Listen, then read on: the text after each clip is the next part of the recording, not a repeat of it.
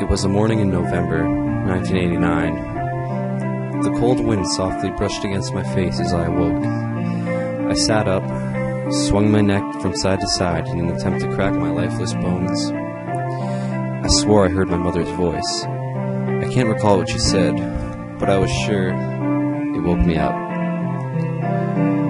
I make my way out of my bedroom, heading to the kitchen where I assumed she'd be like every other morning. In the kitchen, my mother was doing the dishes, nothing out of the ordinary, but things were odd. I couldn't describe it. Something just didn't look right. The kitchen looked so lifeless. The once bright yellow cabinets looked pale. The cliché checkered vinyl floors looked gray and bland. Even my mother's red apron she always wore looked pink. I shook my head and rubbed my eyes. I should have got more sleep last night. I scoffed under my breath. My mother turned around with a smile on her face, acknowledging my presence most likely.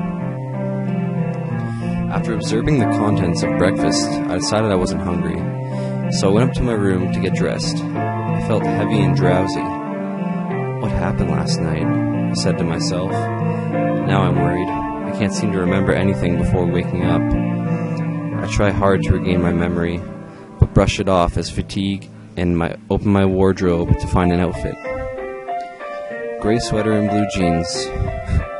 Impressive, I muttered to myself with that cheeky sarcasm my mother always hated. I'm off to school, Mom, I yelled. No reply, that's odd. My mother didn't give me her usual lecture about staying out of trouble. I head for the front door.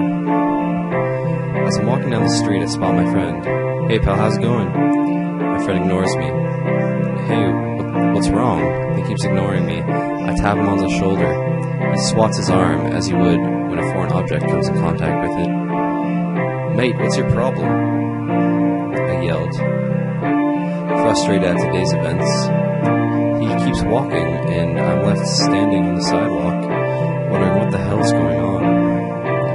I decide to go back home. It's too much to handle, and I'm way too tired to bother coming up with a logical explanation. He's probably upset at me. I don't know why, though. Upon entering my home, I hear laughter. It's my mother. I find her in the kitchen, alone, in the same spot I'd seen her at breakfast. I approach here, near the sink. What I see takes the color right out of my face. The sink is full of blood. My mother is holding a bread knife in her hand. She starts mumbling. I'm sorry, you look so sweet sleeping in your bed. I barely make the words out, blood covering her arms and dripping into the sink. Are you okay? What have you done to yourself? It doesn't take me long to realize the blood in the sink isn't hers. I run for my room. I must still be sleeping. Of course, there's no other explanation. I enter my room, and I see myself in bed, sleeping. I roll myself over. My body turns, but my head doesn't.